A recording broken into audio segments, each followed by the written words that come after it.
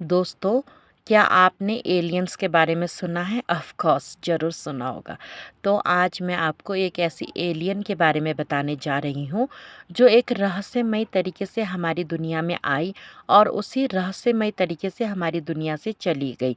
लेकिन जाते-जाते वो अपने नाम का एक ग्रंथ लिख कर गई है हमारी दुनिया में और उस ग्रंथ को वो एक श्राप देकर गई है और एक आशीर्वाद। तो चलिए जानते हैं उस ग्रंथ से जुड़ी बातें। नमस्कार दोस्तों, आदाब, नमस्कार, सत श्री अकाल। आप सबका स्वागत है आपके अपने चैनल तारक राणा चैनल में। तो आज हम बात करेंगे एक ऐसी किताब के बारे में जो श्रापित किताब है, जिसे आज तक कभी कोई भी नहीं पढ़ पाया है। वो किताब आज भी इस दुनिया के किस हिस्से में कहाँ पर है, इसकी जानकारी कभी किसी को नहीं है। तो इस किताब के बारे में शुरू से लेकर लास्ट तक मैं आपको सारी की सारी जानकारी देने जा रही हूँ। तो आप सब लोग पूरा का पूरा वीडियो देखिएगा, स्किप बिल्कुल भी मत कीजिएगा। तो आइए शुरू करते हैं।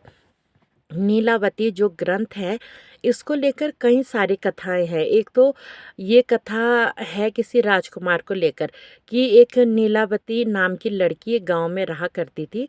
वो बचपन से काफ़ी रूपवान गुणवान थी, लेकिन उसमें ना बचपन से ही कुछ ऐसे नेचुरल पावर्स थी कि वो पशु पक्षियों की भाषा को बोल सकती थी, समझ सकती थी।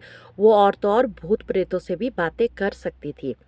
अब इस बीच में होता क्या है कि गांव वाले सब उससे कुछ गलत वे में ले लेते हैं कि काला जादू टाइप या तो डायन, ये समाज के लिए अच्छी नहीं है, इस तरीके से। तो उसे समाज में रहने नहीं दिया जा रहा था। इसका अंदाज़ा नीलावती के पापा को हो गया था। तो नीलावती के जो पिताजी होते हैं, वो नीलावती को लेकर एक किसी घने जंगल में रहने के लिए चले जाते हैं। तो दोनों बाप बेटी वहाँ पर खेती बाड़ी सब कुछ करके अपना अच्छा गुजर बसर करते हैं। लेकिन नीलावती वहाँ पर भी अपना यही काम शुरू रखती है, जानवरों से, छोटी छोटी चींटियाँ, कीड़े मकोड़े सबसे, भूत प्रेतों से सबसे बात करना वगैरह वगैरह। तो साथ ही साथ ना वो बचपन से ही इस ग्रंथ को लिखती जाती है और उसके पास में इतनी पावर होती है कि ये जैसे जानवर हुए, पशु पक्षी हुए, सबसे गड़े हुए धन के बारे में, कोई ऐसी शक्ति, हर एक चीज़ के बारे में पता लगा लेती है। तो ऐसा भी कहा जाता है ये जो नीलावती लड़की थी ना, ये हमारी दुनिया की नहीं थी, ये एलियन थी, या कोई दूसरी पावर थी, जैसे कि देवलोक से आई हो, उस तरीके का जो भी था, वो गलती से हमारी दुनिया में आके हमारे लोगों के बीच में रहने लगी थी। तो इसके पास में जो शक्तियाँ थी ना, वो इसी कारण से थी। तो ये जो नीलावती लड़की है, एक दिन जंगल में कुछ काम करने गई होती है। उसी वक्त जो किसी राज्य का राजकुमार होता है, वो वहाँ पर शिकार खेलने आया होता है।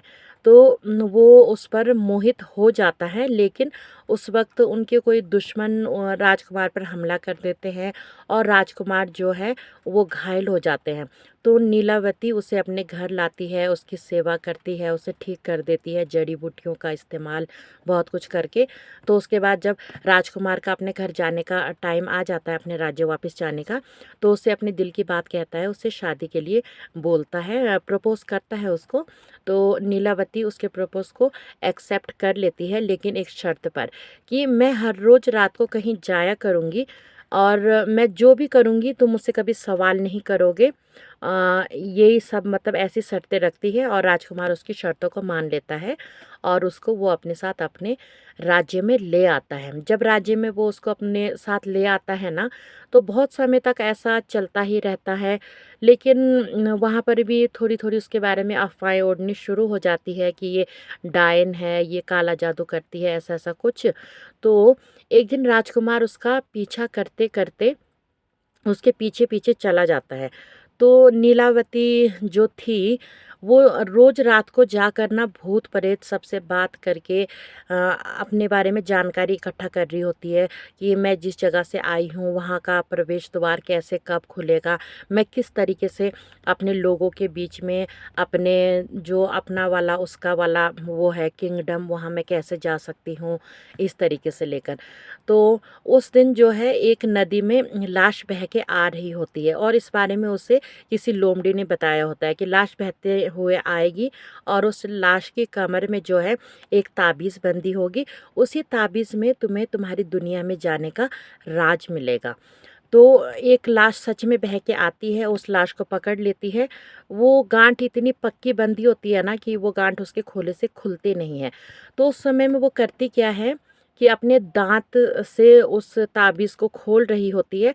उस समय उसका राजकुमार उसे देख लेता है और उसको गलतफहमी हो जाती है कि सच में काला जादू करती है और ये लाशों को खाती है, इंसानी शरीर को ये खाती है।